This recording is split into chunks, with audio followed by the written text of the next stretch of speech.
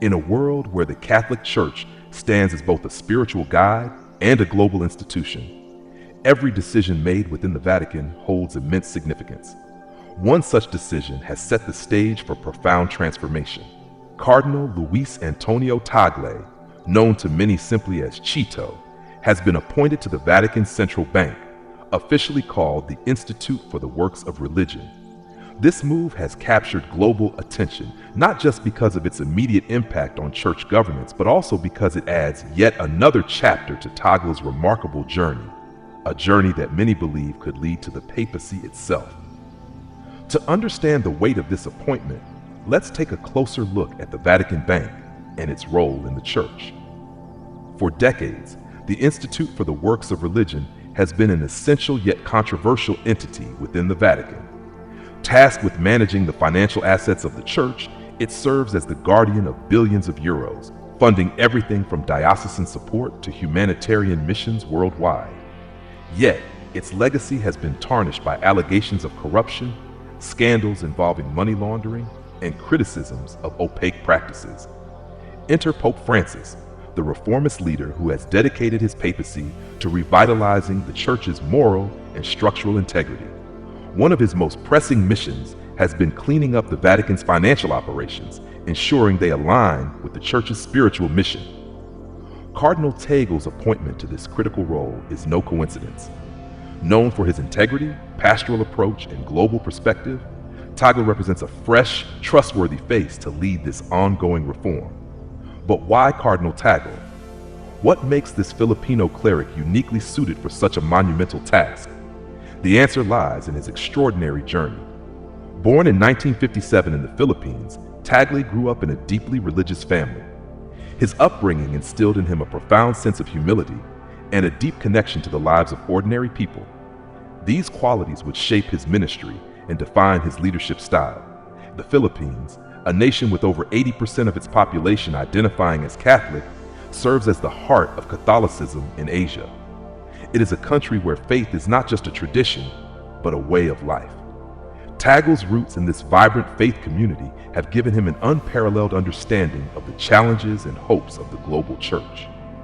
Over the years, he has become a voice for the marginalized and a champion of the poor, a role that resonates deeply with Pope Francis' vision of a church that serves the peripheries. Tagle's rise within the Church has been meteoric. As the Archbishop of Manila, he gained a reputation for his stirring homilies, deep theological insights, and his ability to connect with people on a deeply human level. But his influence extends far beyond the Philippines. In 2015, he was elected president of Caritas Internationalis, the Church's global humanitarian arm. This role brought him to the forefront of addressing global crises, from responding to natural disasters to advocating for the rights of refugees and migrants. His tenure at Caritas showcased his ability to balance compassion with effective leadership, a skill set that is now crucial as he steps into his role at the Vatican Bank. Tagle's ability to navigate complex issues with grace and clarity makes him a standout leader.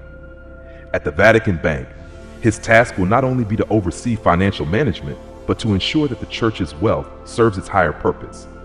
In a world increasingly skeptical of institutions, Tagle's authenticity and transparency could help restore trust and confidence in the Church's financial dealings.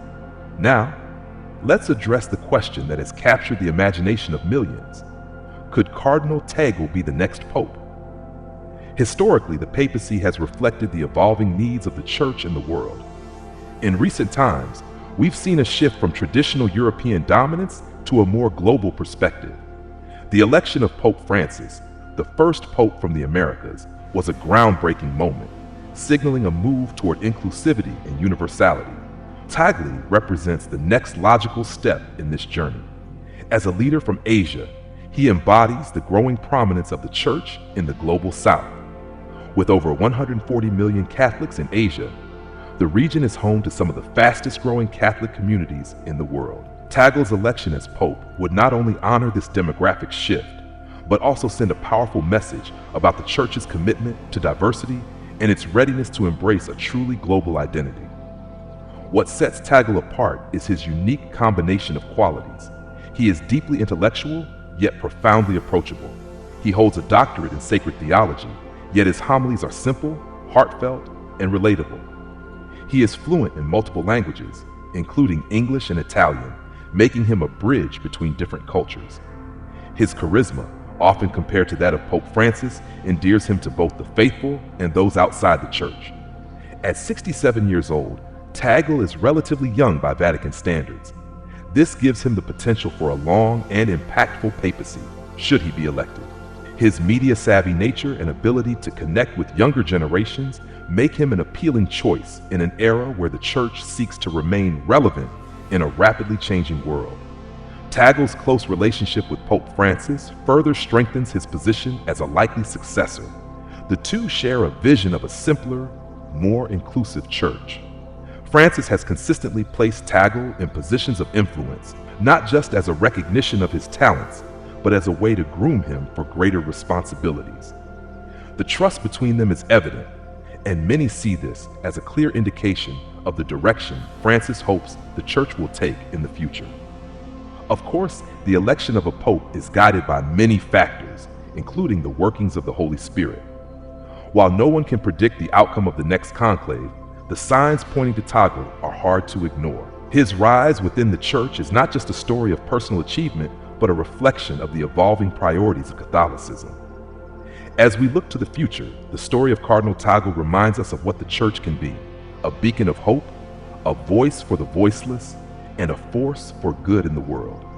Whether he becomes the next pope or not, one thing is certain: Tagle's influence will shape the church for generations to come. His appointment to the Vatican Bank is just the beginning of what promises to be a defining chapter in the history of Catholicism. What do you think? Is Cardinal Luis Antonio Tagle the leader the church needs in this pivotal moment?